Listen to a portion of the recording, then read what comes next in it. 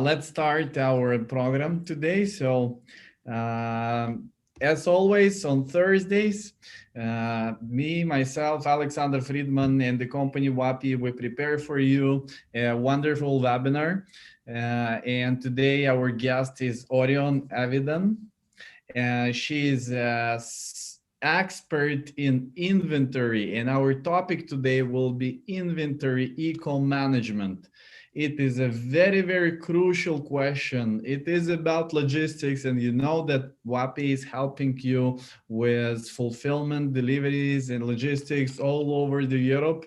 And when we found that there is such wonderful speaker, Orion, and she knows about inventory, we thought that we must make this webinar and we must bring this topic up. So please stay tuned, listen, and write down all the smart things that you will hear today. Hi, Orion. Hi, Alexander. Thank you so much for that lovely introduction. I'm so blushing now. Thank you that you're with us today. Tell us a little bit how you became a specialist in this so smart thing as inventory. How did you get to this point? Well, I came to this from the academic side. I did my bachelor's in engineering. I'm an industrial engineer. I did my MBA, and I really, really, really love shopping. Okay, wonderful. But there is one small problem with my love of shopping. I love what is not there. Uh, Every time I find something and I really like it, I go to the desk or the clerk and I say, "So, do you have this in my size, yeah. in the color that I like?" And the answer is always, "Oh, no, we had it a long time ago, but it's not available anymore." And I come and, there's a big sign on the shop, shoe sale. I love shoes. What girl doesn't love shoes? I go in and I say, "I need shoes. I'm size 11. What do you have on sale?" And they say, "Nothing.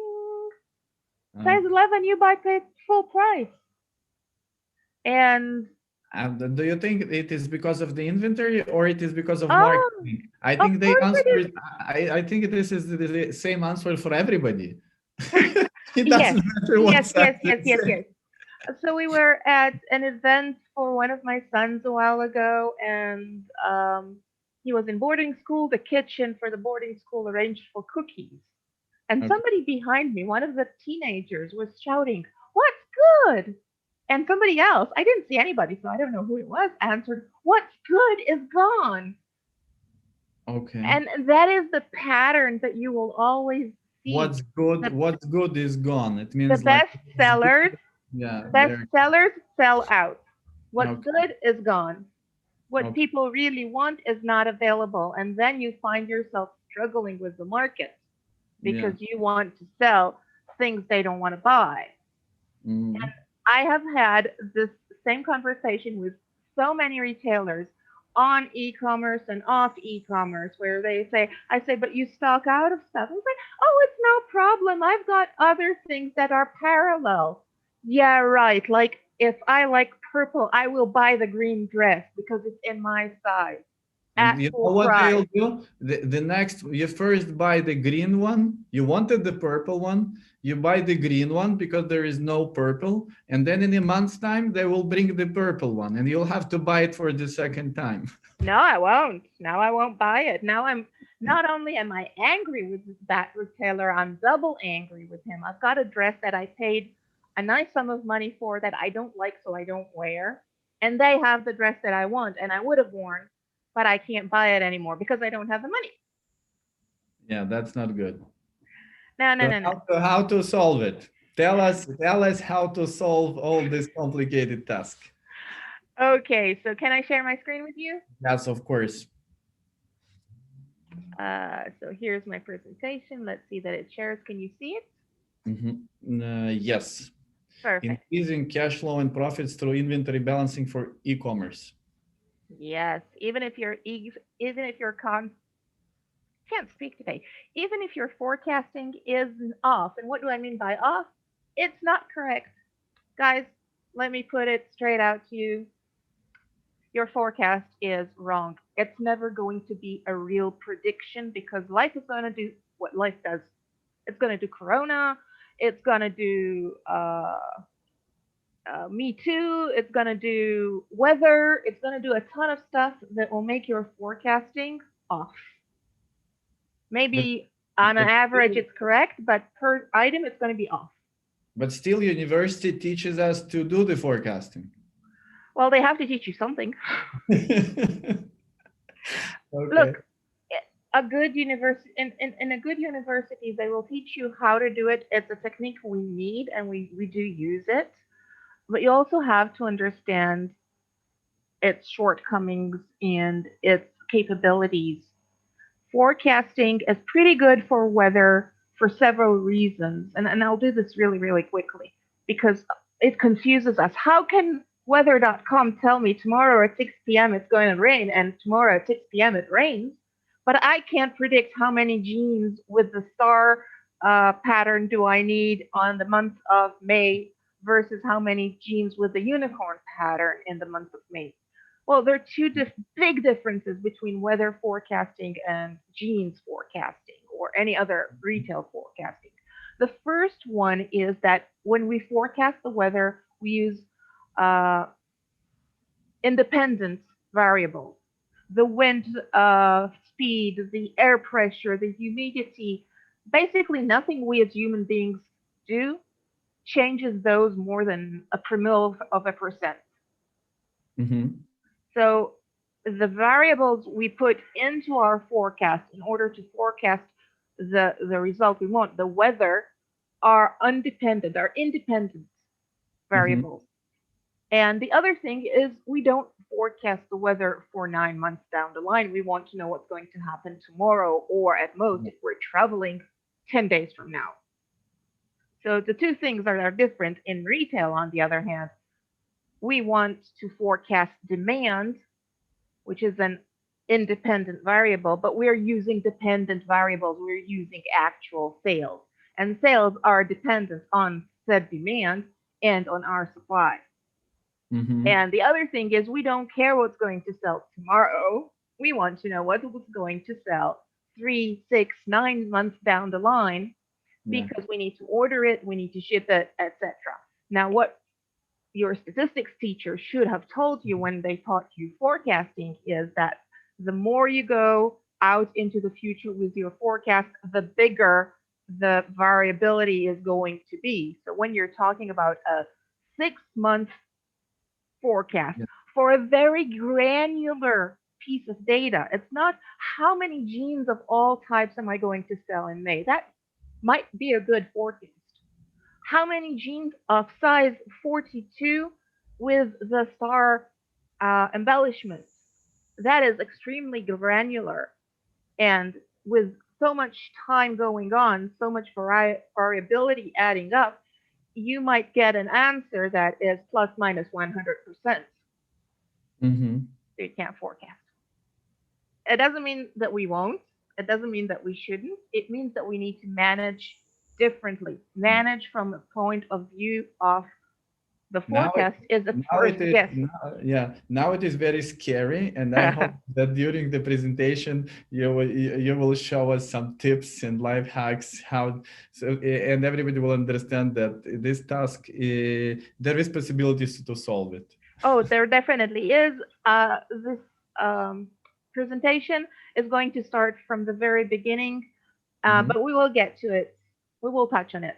Okay. So um, let's see if my computer will be willing to cooperate.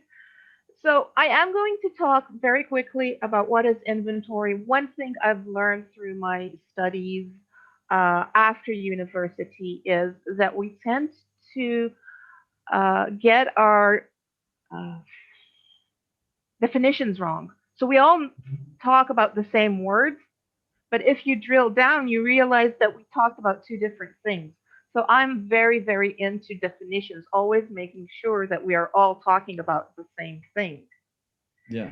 And next, I'm going to again touch on the way create inventory creates sales and sales create profitability. Hmm. And then how all of this ties into cash flow, which is where everything starts and ends. And what I've been talking about a lot lately is that We, specifically as small businesses, need to manage from the cash flow and not from the profit. If your cash flow is good and if you're managing your cash flow, the profit will happen naturally. If you're managing from the profit, if you're looking at your numbers and saying, okay, this is profitable, you can find yourself without cash for paying stuff and go under. So cash first, profit second. Okay. And the last thing I am going to touch is the concept of inventory aging. How does inventory age and what does it mean for us? And finally, we'll get to your treasure map, how all of this comes together to something practical that you can start implementing. So Wonderful. let's Let's get start. going. So what is inventory? Oh, here we have Consuela, the consumer. And Consuela has a need or a want. She's dreaming of watermelons. Yeah. And if I present Consuela with watermelons at exactly that time, we will have a deal. Right. Ha! Very simple. Very, very simple. But in order to have my display of watermelons so that Consuela can buy it, I need to have watermelons. If I don't have them, she might see the other vendor who doesn't have the nice watermelons opened up and ready. He has watermelons that she can buy the whole watermelon. But right now, I cannot serve her, so she will go to my competitor, and I have lost the sale, which means that he got the sale. Our timeline, I forgot to take off the sound for this. Our timeline is in reverse. In order to get the money, the product has to be ready to be, the product has to be there for the sale. In order, well, I'm going the wrong way. Sorry. Okay. In order to get money, the product has to be there at the exact moment. In order for that to happen, the product has to be ready. But in order for that to happen, we have to have the inventory, not our competitor, because if we open up all the watermelons as soon as we get them, they'll spoil and rot and we cannot sell them anymore. So we have to keep inventory. And this is the same for watermelons and it's the same for shoes and it's the same for supplements and everything else. In order to be able to meet our consumers at the moment they are ready and willing to buy, most of the time we have to be ready with our uh, inventory on hand to supply. If you go to the supermarket and your wife or your girlfriend or your mother gave you a list and she needs chocolate to make your birthday cake, and the supermarket doesn't have chocolate on the shelf, doesn't have the brand that you like, you're Mhm. not going to order it from China to come in 3 months' time. You're Okay. going to buy a different brand or you're going to go to the confectionery shop across the street and you're going to buy something else because you want it now. And across the board, consumers want now. Yes, we're willing to wait on certain things on certain occasions, but mostly we want things now. And given the choice between now and later, we're going to take now. We're going to pay more to take now, even. Okay. Here are the timeline. So inventory is the egg that hatches the sales. And you can't have the chicklings, you can't have the sales without first having the eggs and taking care of them and making sure they don't get broken and everything else. Oh, in your theory, egg was the first, Eggs not come. chicken. I don't know what came first in Okay. who knows what BC, but right now, if you Okay. don't have eggs, you don't have an omelet and you don't have a chickling. Okay. Inventory is the egg. Inventory is the egg, and just like eggs, it can break. Okay. So let's look at it from our side, from the seller side. So here's Fabio, our fabulous FBA seller. He has a shop on the internet, and he has three products: fast mover product, a medium moving product, and a slow moving product. Mm-hmm. And this is very, very common. These is how a product mix will behave. And let's say that we check our um, Amazon FBA inventory, and we have 50 units of each and every product of the fast, the medium, and the slow products. And so I'm turning to everybody who's watching this. Can you tell me, is this inventory balanced? And can you know? And if you don't, do you need what other information do you need? So Alexander, can you start? Can you repeat the question a little bit? Yes, please answer. Please answer to us in the comments. Is this inventory balanced? Is this a good balance for the inventory? Let's see what answers come in. I'll give you a couple of a minute or so. Yeah, you just continue and I'll read you the answers. I'm waiting for the answers. Ah, okay.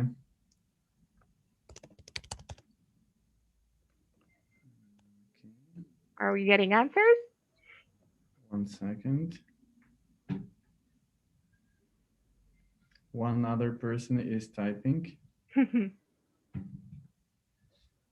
Is this? I can guess myself that if we have 3 different type of goods and they have different speed of selling, probably we have to have different number of items on the stock. Show one reply. Answer is no. That is totally correct. This inventory is not balanced. And actually, of course, there is a high risk of stocking out. And I'm not going to do another poll. I did plan to. I'm not going to ask because you guys are really, really smart and you know the answer. Of course, the fast moving product is at risk of stocking out. Okay. And why is this so important? Well, I've put together the behavior of the different sellers, and every business has these types of sellers. And I've got all the details here. I'm not going to read through it. That's a ton of data. I'm going to focus on 2 things, and they are going to get the presentation, right? Anybody who wants. Yes, of course. So you can go through this and see what happens. But basically, I color coded it, and you can easily see that the fast sellers have very good attributes.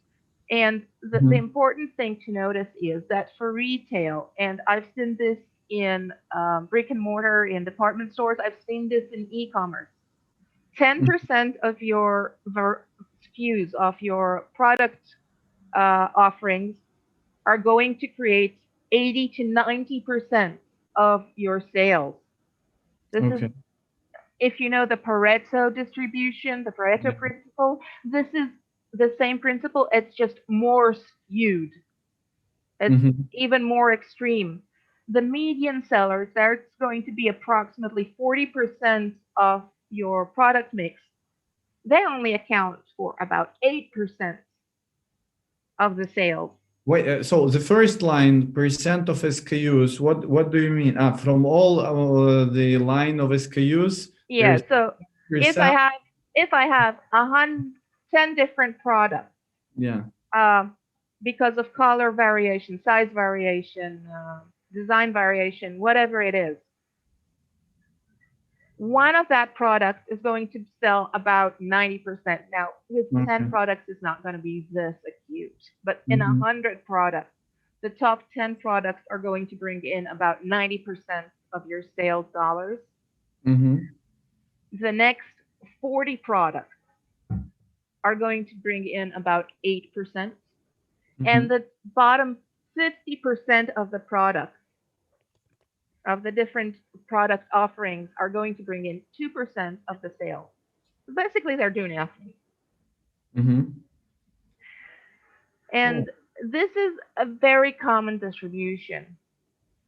And as you can see, this means that the effects the fast sellers have on your business, their costs are low, their profitability is high, they're very good effects.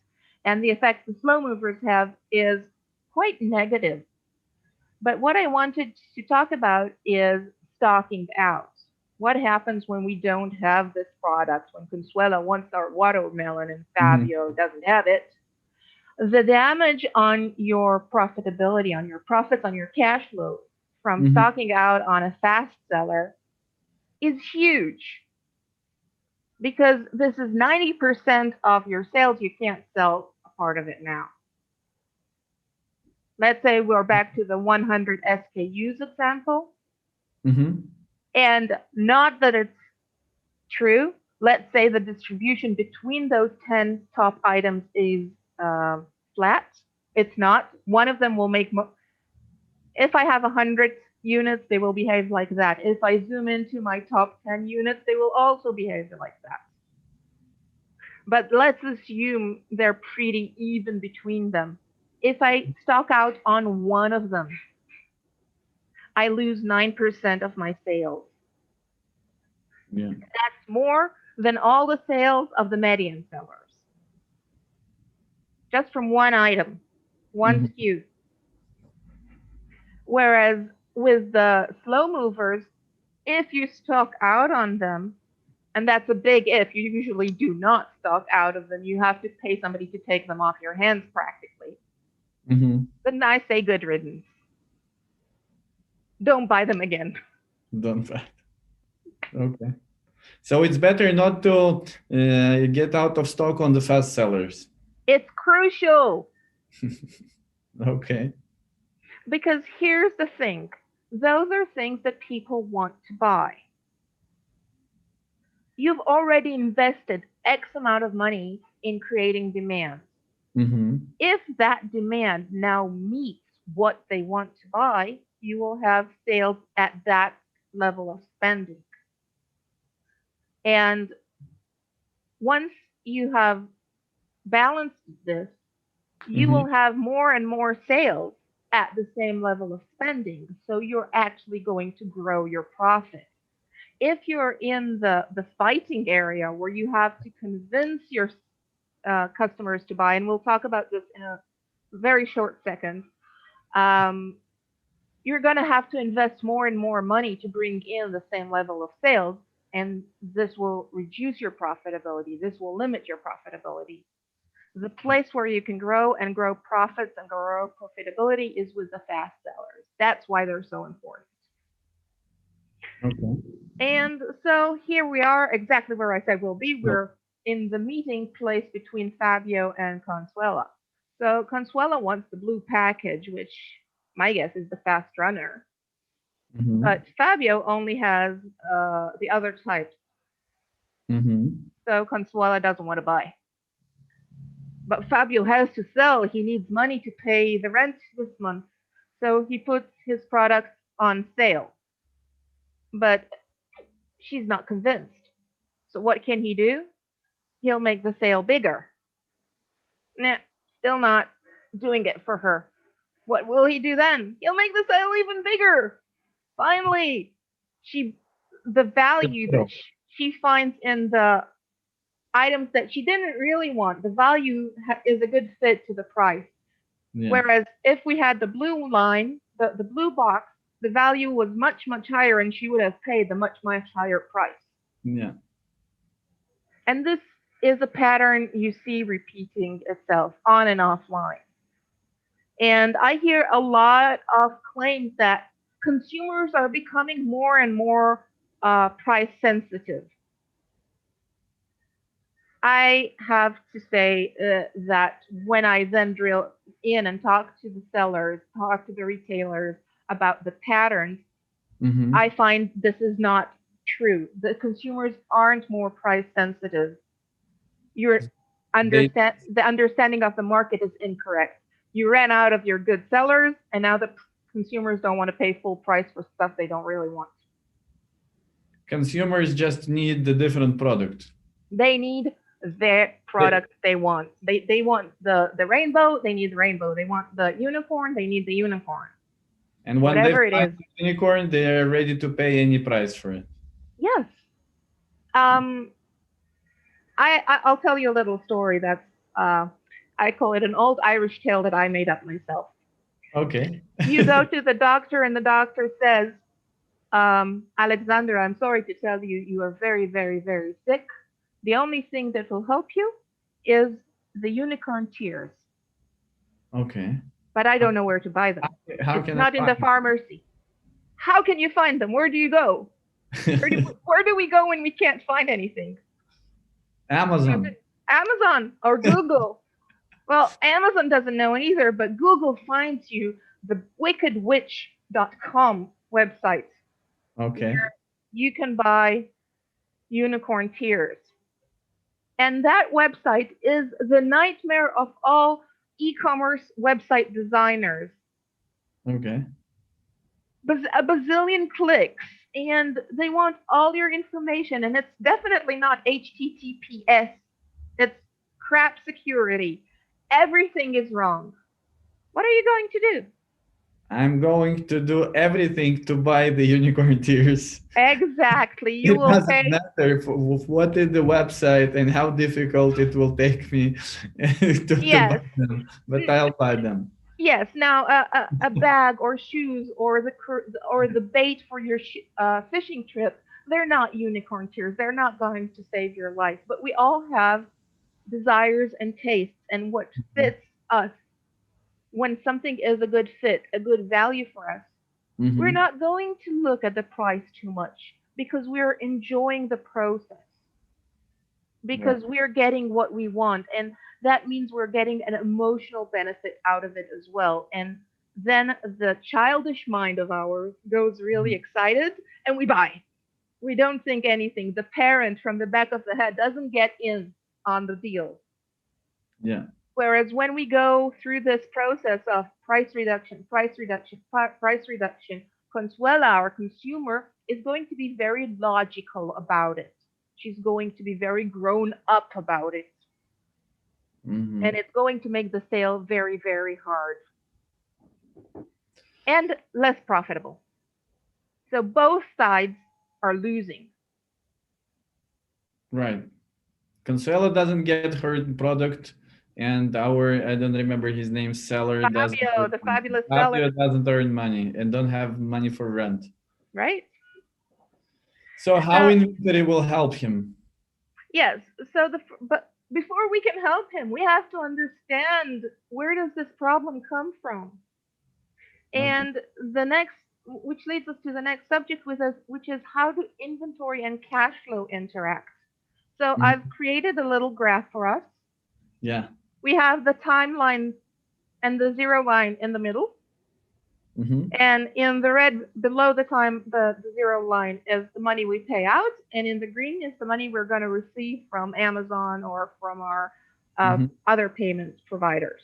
We pay, I mean, we buy the products at the factory and So we let's with see what help. happens. Let's see what happens with the cash flow. We start by giving the factory the down payment. Right. Then we pay the rest of the payment to get the inventory. Then we Mm-hmm. pay shipping and we pay handling. Mm-hmm. Then we pay for storage and we Right. pay for marketing. And finally, we have our first sale, but we don't Okay. get money. We continue paying for shipping, for storage and marketing, and we continue making sales. And finally, 21 days on average after the first sale, we get some money from Amazon for this specific Mm-hmm. cycle. And we continue paying for storage and marketing, and we continue making sales, and finally we get our last payments after the sales ended. This is the cycle of cash. What does it mean in cash flow? Well, here's the line for the cash flow. We're actually going very deep down into debt Mm-hmm. until we start our sales. And then it takes us a long time to cover that debt. So basically, most of the time of our inventory cycle is a negative cash flow. How can the business be in positive cash flow? First of all, we might look for a bigger upside, a bigger multiplier. So make more profit on each product. That's a very good strategy. It doesn't work that well on Amazon because Amazon is striving for lower prices. But if you could get X10, X15 on your buying price, and And you'll be very happy. you'll be very happy. Totally very happy. You'll also be very safe. Just Okay. the only problem is it's extremely hard. Right. The other thing we can do is we can try to shorten the cycle time and have the same cycle just happen faster. And what this will do is, oh God, I have the wrong animation, but will work with this. What will happen if I make my cycle time much, much shorter and do many more cycles in the same period of time? As Mm-hmm. you can see, I actually didn't change much. I just made everything happen faster. If I make things happen faster, I can buy less inventory each time. Mm-hmm. And simply by doing that, by doing the same kind of cycle, just shrinking it, I can create a cash flow improvement How, and how, get how can profit. you shrink the delivery from China to Europe?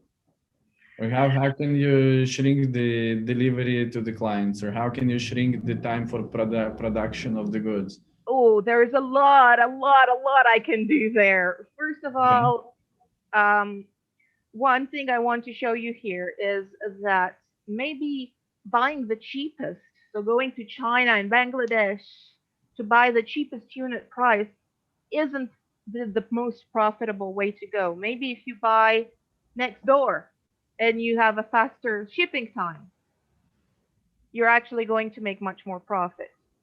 Yeah, that's what we suggest always for food supplements. We say them don't produce them anywhere in the world. Just do it in Europe. Yeah, it will be a little bit more expensive, but it doesn't change a lot the pricing, but it changes the speed of everything, production, certification, and everything. It's on the market very fast. Having more inventory turnovers in the same period of time is significantly more profitable than reducing the price. Some analyses that I did show that unless you can get a 50% price discount for increasing your time, short time is always better. And I don't know how many times you can buy a quantity that will allow you to get a 50% discount. Mm-hmm. And again, there is a connection here. If to get the 50% discount, you have to buy 50 times more, then it's not going to work Mm-hmm. because you're going to lengthen your cycle time so much. You have to get a 50% discount without lengthening your cycle time. Don't see that happening. I don't see that happening. But for 10 or 15% discount, saying I'm going to take the higher price but get the shorter cycle time Mm-hmm. is going to immediately affect your cash flow. And you can see that when I did the shorter cycles, my the bottom of the pile, the lowest I went into debt wasn't as low, and I became cash flow positive faster, and I had more cash at the end and more profit. So everything becomes better. So one thing is you can do local sourcing. Another thing is you can pay for expedited shipping. You can order smaller quantities. Ordering smaller quantities should end up with shorter supply times. Mm-hmm. A lot of the time in supply is not actually manufacturing. I come from a manufacturing background, so I know that most of the time your inventory is in manufacturing. It's actually not doing anything. It's waiting. Still, if you're looking to buy smaller quantities, you can start negotiating faster supply times. Uh, it's hard because the suppliers want big orders. They give them the sense of security. So negotiate with them on doing a frame order, a big order that you can then pull from in small batches. So Mm-hmm. promise them, yes, I'm still going to buy the big order. I just don't want you to manufacture it all at once and ship it all at once. I want you to manufacture in small batches and ship it fast. And depending on a lot of factors, some manufacturers would probably say yes.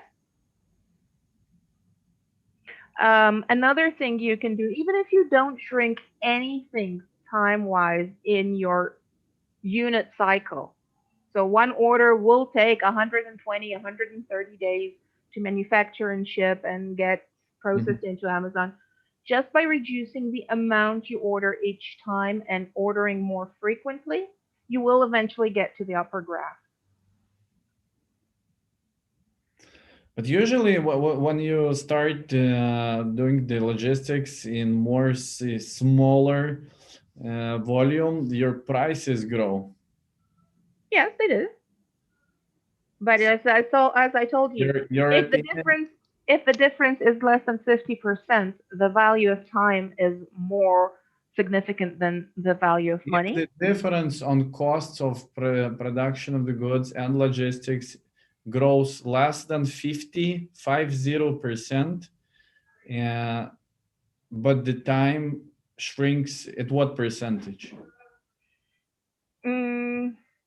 There also must be a percentage. The prices begin to be 40% more, but time now is faster on 3%. No. You have to have a significant. We're looking for a significant reduction in time. And what is that significant reduction of time? More than 50%, I would say. Also more than 50%. Okay. Yeah, I haven't looked at it from that point of view because I'm looking to reduce time to weeks, not months. So not months. You want to make the turnover of the money in weeks. Yes. Okay. I think that retailers, the smallest should have at least 12 inventory turnovers a year, at the minimum. Minimum 12 turnovers per year. Yeah, and as you grow, you have to grow that number, and you should very quickly go to above 50. About 50? Yeah. You have to turn over your money 50 times a year. I would like to turn over my money 1,000 times a year. Who would? Yeah, but we're talking about reality. Well, is it possible to do 50 times? Yes. It's possible. You can't do it in the current status quo. You cannot order for 3 months from China and expect your inventory to turn 52 times a year. Okay. But with the change, with this kind of mindset, looking at your cash flow and looking at moving cash fast and making the decisions through that prism, yes, you can get to 52 times and you can get to more than that. Okay. The more you order, the faster your inventory will turn. Not the more quantity, the more times a year you order. And I did say yes when you said, but your costs will go up. Yes, they might go up, but that's why we created negotiation skills. Okay. Not a lot of it will go up significantly. And the other thing is that we tend to think about costs in silos, and we forget that our decisions make costs happen in other parts of the business. For example, if you're looking at reducing your shipping costs and having the most efficient shipping, so you want big containers.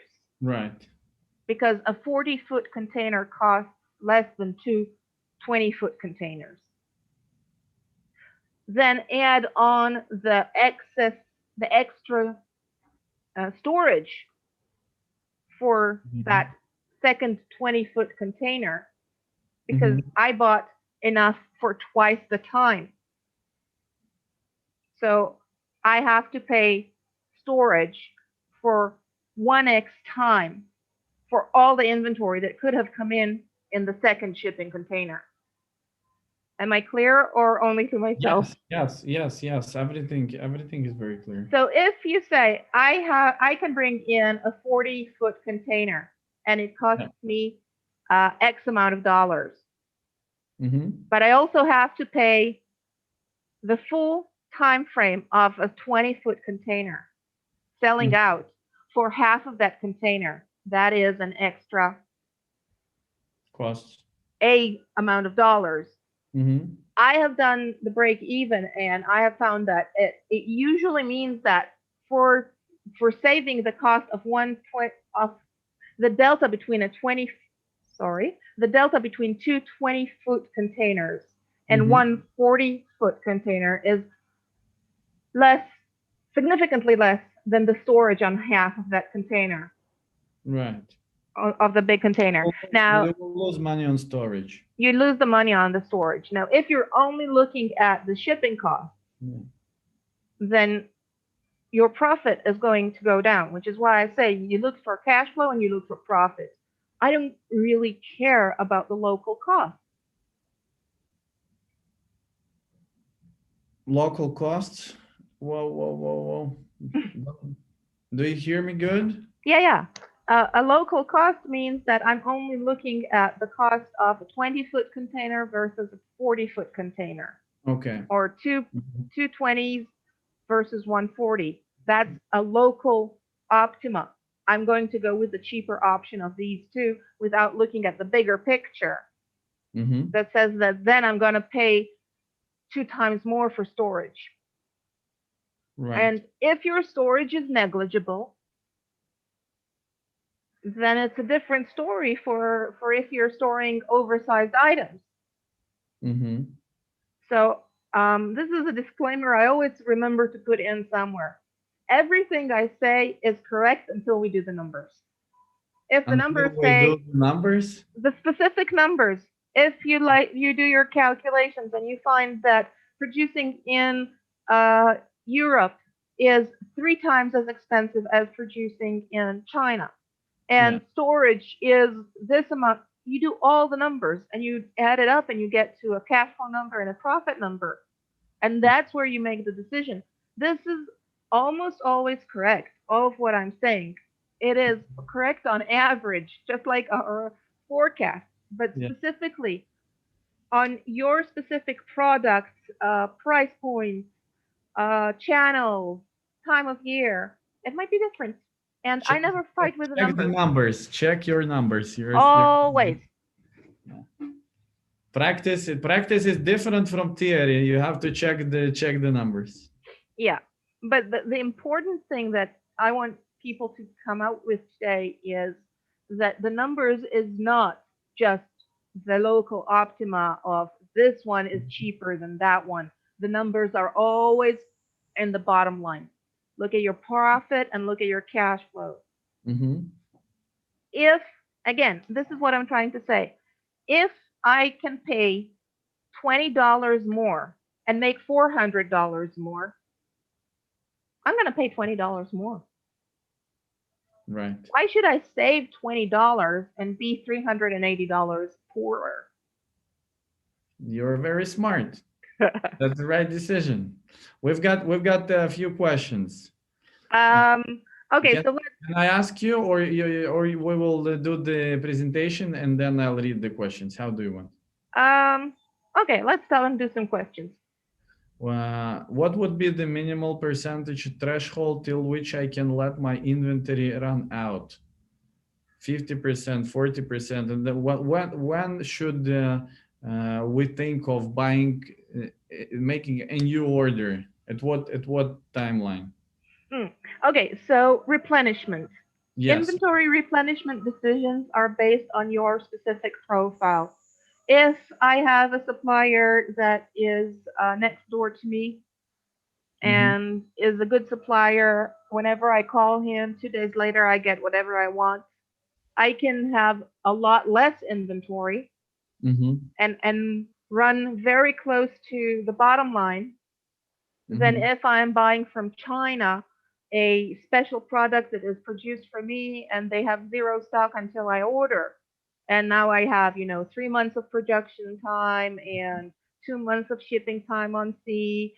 And then there's customs, and then there's this, and then there's that. So your safety buffer is a function of your supply lead time. And there is no 50%, 40%. 50%, 40% of what? Yeah, you have to know the speed of replenishment. You have to know the speed of replenishment. You have to know the frequency of reordering. If I reorder every week and you reorder every 3 months, our inventory replenishment profile will be different. Right. But another thing will be different. So if there are any other questions, let's hold them off because this is really a good segue to my next point. Mm-hmm. and that is inventory aging. And the question I want you to think about for a minute is what makes inventory age? Because we all know that inventory has, uh, most inventory has this window of time that if it doesn't sell through during that window of time, Mm-hmm. aged, and we realize it's a slow seller, and it's, some of it will never sell, even if it's not a, it doesn't have a shelf life issue, even if it's not a fashion issue. If Mm-hmm. I bought in, you know what, screwdrivers, Okay. and I brought in 7 styles, they are all the same, they're just different colors, and the pink has not sold for 7 months. I think Mm-hmm. we can all agree that the pink is not selling. Right. It doesn't matter that the product is still good, it's still fresh, everything is Mm-hmm. still possible. Nobody's buying pink screwdrivers. We made a mistake. It happens. So what makes inventory age? Well, of course, time makes inventory age. But the question is, where does this time take place? What do we talk about when we talk about time? Because if we look back at our, uh, graph, this is where storage starts. We get inventory. I'm pointing at my screen, which is really funny. Yeah. We get inventory here, and we're saying, okay, at this point, inventory is 0 days old and it starts aging. But this is incorrect. Aging starts when we make the down payment and commit to this inventory. Because what happened if I ordered party tricks 2 days before Corona broke out and everybody went into social distancing? That was not the right idea to do. But I didn't know that 2 days from now. I don't have the crystal ball to tell the future. So as soon as we make the decision to buy the inventory, as soon as we make the commitment, the clock starts ticking on our inventory.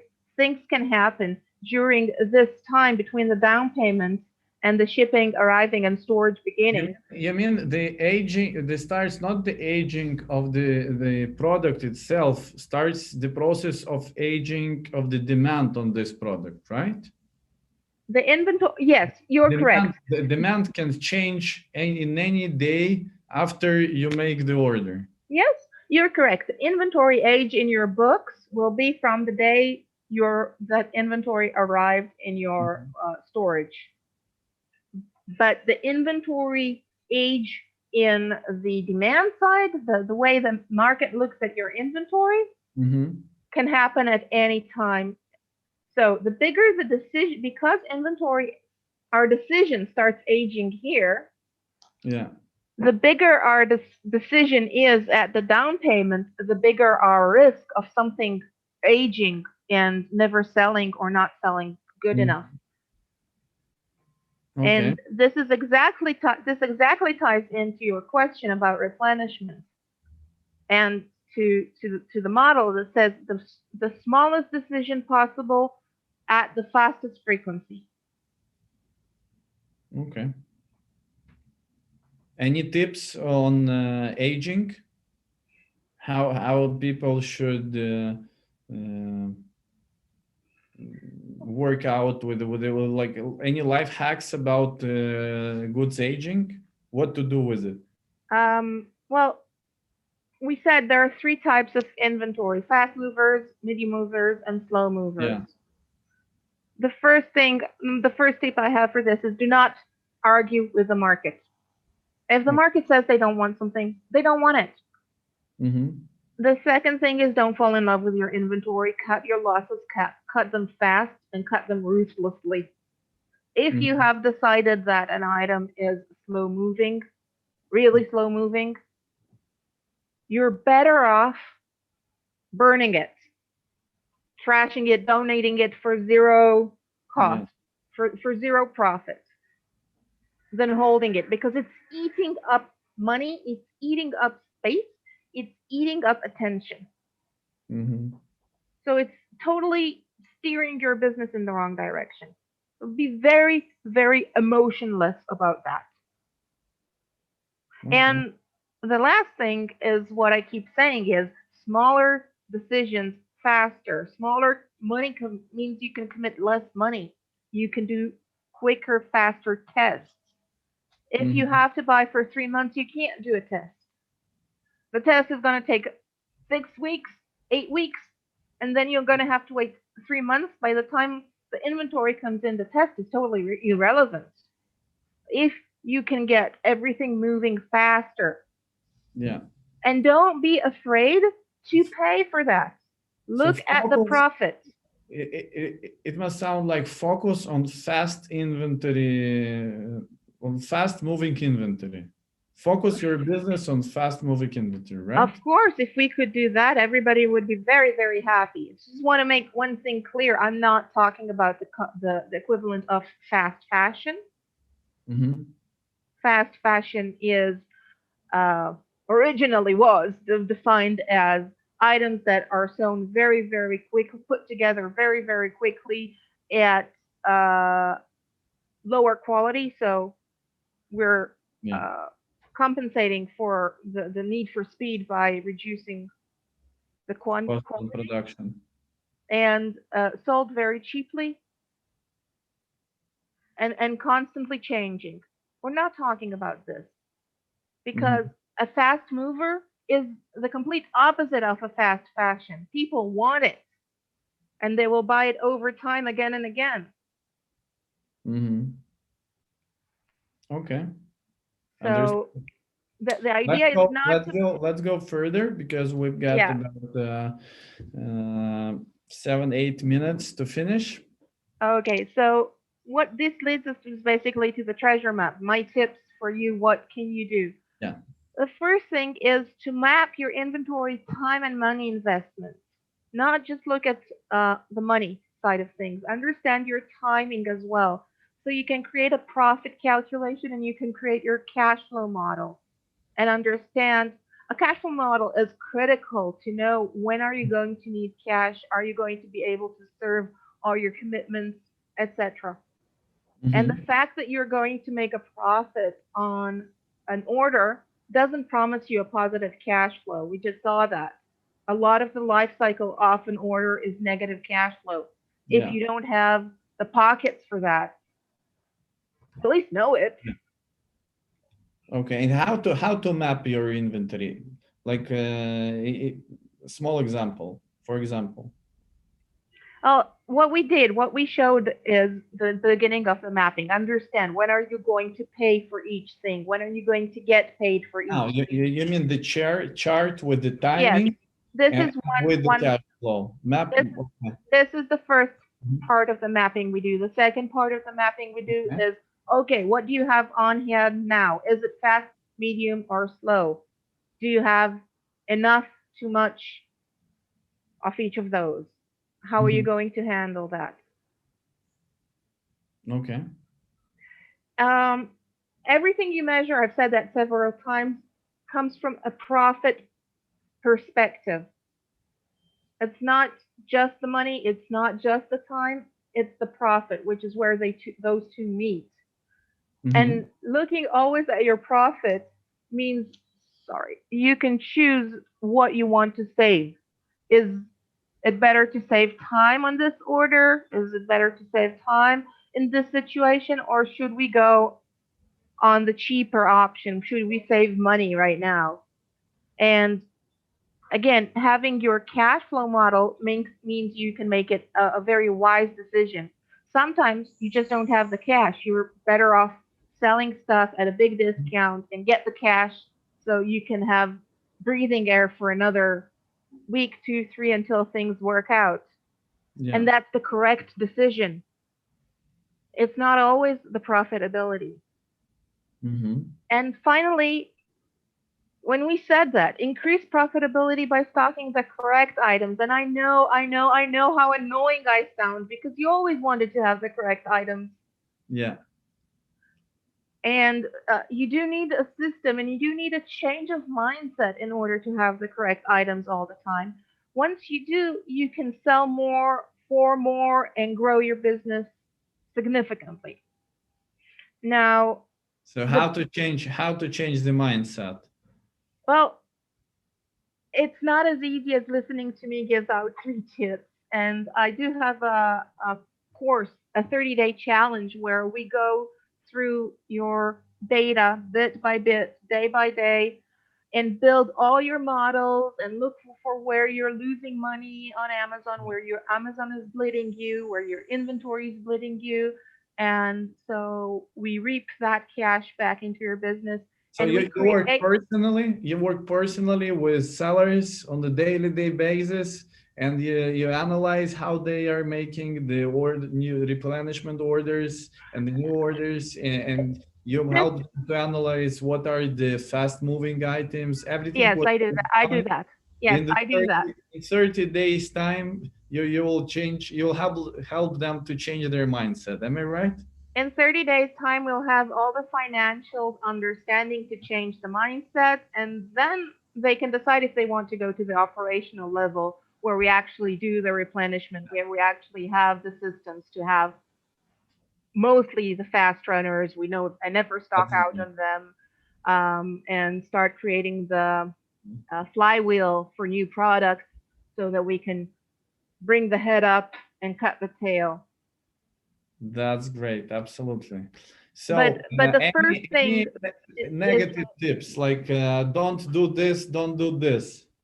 Do you have a few? yeah, again, I said this a lot. Don't look at the cost. My mother used to call it looking through the hole in the coin. So you used to have coins with holes in them. Uh-huh. Don't look at the world through the hole in the coin. Don't save a Okay. penny to lose a pound. Okay. The first thing is really do not be focused on your costs and work from profitability and cash flow. The Mm-hmm. second thing for Amazon sellers, be afraid. Be Be afraid. very afraid of the Amazon data. Amazon kindly has created a lot of recommendations for the sellers. This is Yeah. the amount of inventory you need. This is the selling price we recommend. Do a sale, restock, sell out, all kinds of things, a lot of recommendations. If you do not know how that recommendation was calculated to the level where you can pull out the numbers, put them in an Excel formula, and get the same results, Yeah. don't do it. First of all, I have to tell you that I found mixed messages for sellers that I worked with where you had an item go on the recommendation to go on a sale and to restock at the same time. Mm-hmm. So they are not fully aligned within themselves. And the other thing is they don't have all the data in their system. For example, Amazon doesn't have your seasonality. If you follow their recommendations and your item is going into high season right now, they will give you the exact opposite recommendation from what you need. Oh, wow. They look at the last 90 days and say I'm selling something for the beach for little kids. You Mm-hmm. do not buy anything for the beach for little kids until April. When it's you start thinking about summer vacation, but basically Mm-hmm. even in April you don't buy anything. You're gonna Okay. buy it, I don't know, end of May, start of June. Mm-hmm. So in the beginning of May, when we look back 9 months, 3 months, 90 days back, you have zero sales. And you have this amount of inventory. Amazon is going to go on sale! You have so much inventory! You're blocking up my FBA! Right. But This. we know, I know, you know, this is going to start selling like hot potatoes in 5, 10 days. And the last thing is do not put all your eggs in the Amazon basket. Okay. So I you I mean develop other sales channels? Yes, of course. Remember, Amazon is a service you are buying. You're not their worker, you're not their slave. They do not own your business. Right. And you have to have this business owner mindset. This is your business, your decision, your power. Do not let Amazon disempower you. This is a wonderful moment to say that yes, you have to build another more sales channels, and to do it easily without Amazon, you can use WAPI, European Fulfillment Network, and we will do absolutely the same all over the Europe. We have Amazon-like fulfillment network, and it will help your business to be more stable and not depend on Amazon 100%. Try to make it like 50%, 50, 60% earnings from Amazon, and all the rest from the other marketplaces, from your web shop, from Shopify, from anywhere, but make your business become stable. Like focus on stability of your business, stability of your inventory, and make your inventory fast moving to reach 50 turnovers of your money per year. Ooh, That would be yeah. very good. That would be very good. That would Okay. be fantastic. Yes. Okay, thank you, Orion, very much. It was a very great webinar interview, your presentation and the story about Consuelo and Fabio. I liked it very much. So thank you, and hope we will have more webinars together in the future. Me too. Totally hope that we can. Now, as I said, I do have the 30-day training, and I ask that you add the link to that for anybody who's interested Of to course. the material for the webinar. Of course, we will add it, guys. Contact Orion, and she will help you to change your mindset and build the right strategy on your inventory management. Yes, Okay. happily. Thank you very much, and good luck. Thank you. Thank you so much. Bye bye. Ciao. Bye.